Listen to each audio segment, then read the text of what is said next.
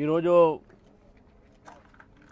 ఇంత ఎండ ఉన్నప్పటికీ కూడా భారతీయ జనతా పార్టీ ఇక్కడ రైతుల కష్టాలు ఈ యొక్క ప్రాంతంలోనే కాదు, హన్మాపురమే కాదు, మొత్తం రాష్ట్రంలో ఈరోజు రైతులు పడుతున్న బాధ ఇక్కడ మనం దాని ప్రతిబింబం చూడవచ్చు. ఇక్కడ ఈ యొక్క కొనుగోలు కేంద్రాల్లో ఉన్నటువంటి ఒక పరిస్థితి ఇంతకన్నా అధ్వానమైన పరిస్థితి చాలా చోట ఉన్నాయి. ఇంతకుముందే ఒక వీడియో నాకు పంపించారు. కనగల నల్గొండ జిల్లాలో అక్కడ ఉన్నటువంటి ఒక కొనుగోలు కేంద్రాల్లో ఒక రైతు ఆత్మహత్యకు పాల్పడ్డాడు. ఆ సెంటర్ నడుపుతున్న వాళ్ళందరికీ ఒక వ్యక్తి ఈ యొక్క లారీలు రావట్లే సమయానికి కాంటాలు లేవు, గన్ని బ్యాగులు లేవు, ఇటువంటి ఒక సమస్య ఉన్నది, నేను ఎదుర్కొంటున్నాను, కనీసము నా ప్రాణం త్యాగం చేసేనా ఈ ప్రభుత్వంకు ఒక కన్ను తెరుపు ఉంటుందని చెప్పేసి కూడా వారు చెప్పడం జరిగింది. సరే, నేను రైతులను కోరుతా ఉన్నాను, ఎంత కష్టం వచ్చినా నష్టం వచ్చినా మేము మీతో ఉన్నాము, మోదీ గారు మీతో ఉన్నారు, ఆత్మహత్యకు పాల్గొనకండి. కానీ ఈరోజు రాష్ట్రంలో ఉన్న పరిస్థితి ఈరోజు మనం చూస్తూ ఉంటే ఏ రైతు మీద అయితే రైతుకు ఆ రోజు మాట ఇచ్చినటువంటి ఒక ఈ ప్రభుత్వం ఈరోజు రైతుల్ని మర్చిపోయారు, రైతుల్ని గాలి వదిలేశారు. రైతులకు ఒక వాళ్ళ బతుకు వాళ్ళే బతకండి అనేటటువంటి ఒక రీతిలో ఈరోజు రైతులు ఇక్కడ ఉన్నారు. నా చేతిలో ఈ మొక్కలు ఉన్నాయి. ఇప్పుడు 15 రోజులు, నెల రోజు నుంచి ఇక్కడ కుప్పలు పెట్టుకొని రైతులు వెయిట్ చేస్తూ ఉన్నారు. ఇది ఎప్పుడు లిఫ్ట్ అయితే రైస్ మిల్లర్స్ తీసుకుపోతారు. నరేంద్ర మోదీ గారు ఎంఎస్పీ పెంచారు, మళ్ళీ ఆ ఎంఎస్పీ ఆ ఒక రేట్లో మిల్లర్స్ తీసుకోవాలి. గన్ని బ్యాగులు కేంద్ర ప్రభుత్వం ఇస్తుంది, దానిపైన ఉన్న టార్పోలిన్ కూడా కేంద్ర ప్రభుత్వం ఇస్తుంది. కనుక రైతులందరూ కూడా రెంట్కి తీసుకువచ్చి కొనుక్కొని దాని మీద కవర్ చేసుకుంటూ పడితే, నా వాన పడితే మళ్ళీ ఎండబోసి, మళ్ళీ వాన పడితే మళ్ళీ ఎండబోసి 4-5 సార్లు ఒక 15 రోజులు 20 రోజుల నుంచి ఈ పరిస్థితి ఇక్కడ ఉన్నది. ధాన్యం ఒక వేటు తగ్గిపోతుంది, వేటు తగ్గిపోతే రేటు తగ్గిపోతుంది. నీళ్లు పడి సరైనటువంటి ఒక ఇక్కడ ఫెసిలిటీస్ లేక ఈ మొక్కలు వస్తూ ఉన్నాయి. రైతు ఎకరము 2 ఎకరాలు చిన్న అన్ని సన్నకారు రైతులు ఇక్కడ ఉన్నది.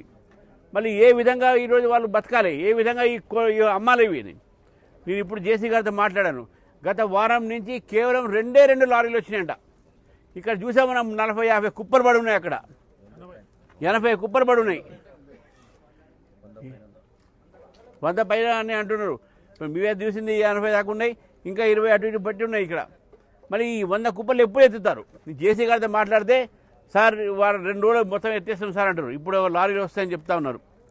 నేను ఇక్కడ ఉన్నటువంటి ఒక యంత్రాంగం, ప్రభుత్వ యంత్రాంగం చెప్తా ఉన్నాను, ప్రభుత్వాన్ని కూడా కోరుతా ఉన్నాను. నేను రైస్ మిల్లర్లు అదేవిధంగా ఈ దళారీలు మధ్యన ఉన్నటువంటి ఒక ఏదైతే కుమ్మక్కతనం అవుతుందో దానివల్ల ఈ పరిస్థితి ఈరోజు ఏర్పాటు పడింది రాష్ట్రంలో.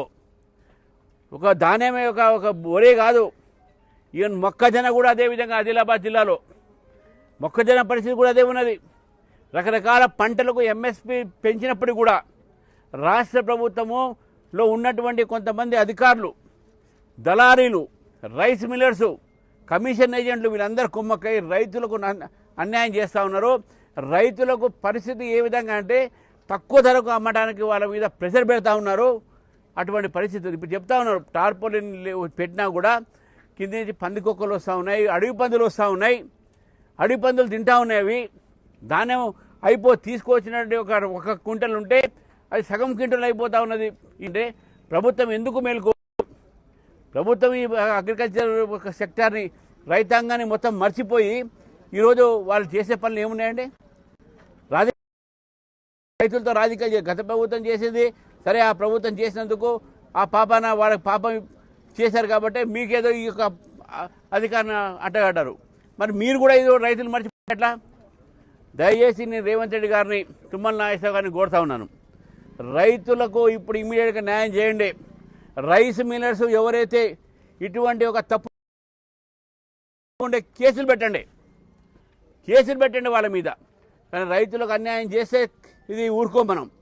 అదేవిధంగా ఈ యొక్క మొలకొచ్చిన ధాన్యాన్ని కూడా ప్రభుత్వం తీసుకోవాల్సిన అవసరం ఉంది. ప్రభుత్వం డిమాండ్ చేస్తూ ఉన్నాను, ఈ మొలకొచ్చిన ధాన్యాన్ని కూడా కొనాలి. ఎందుకంటే ఇక్కడ ఉన్నటువంటి సన్నకారు రైతులు, నేను ఇంకో విషయం చెప్తా ఉన్నాను, ఇక్కడ 100 కుప్పలు ఉన్నాయి. ఇక్కడ 100 కుప్పలు అంటే ఒక కుప్ప దగ్గర ఒక్కొక్క రైతు ఉన్నాడు. ఇక్కడ రైతుతో పాటు వాళ్ళ కుటుంబం ఉన్నది. నెల రోజు నుంచి ఇక్కడ ఉన్నారు. ఎండకు ఇక్కడ ఉండే నీటి వసతి లేదు, భోజనాల వ్యవస్థ లేదు. సరే, వాళ్ళ బాధలు వాళ్ళు పడుతున్నారు.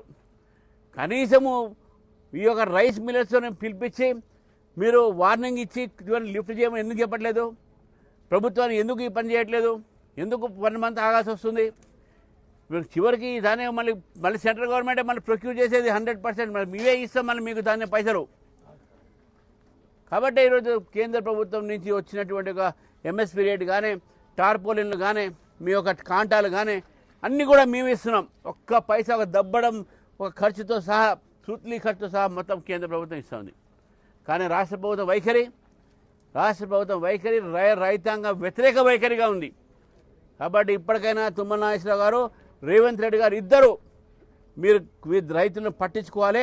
పట్టించుకోకపోతే రైతులు సంబంధించిన దాంట్లో భారతీయ జనతా పార్టీ తప్పకుండా దీనిపైన మేము ఆందోళన చేస్తాము. మా కిసాన్ మోర్చా కూడా దీనికి ముందుకు ఉండి రైతుల పక్షాన ఉంటుందని చెప్పేసి కూడా ఈ సంగతి తెలుసు. మరొకసారి ఈ మొక్కను చూడండి, మీరు చూడండి ఏ విధంగా పాపం మీ ముందే ఇచ్చిన ఇవన్నీ.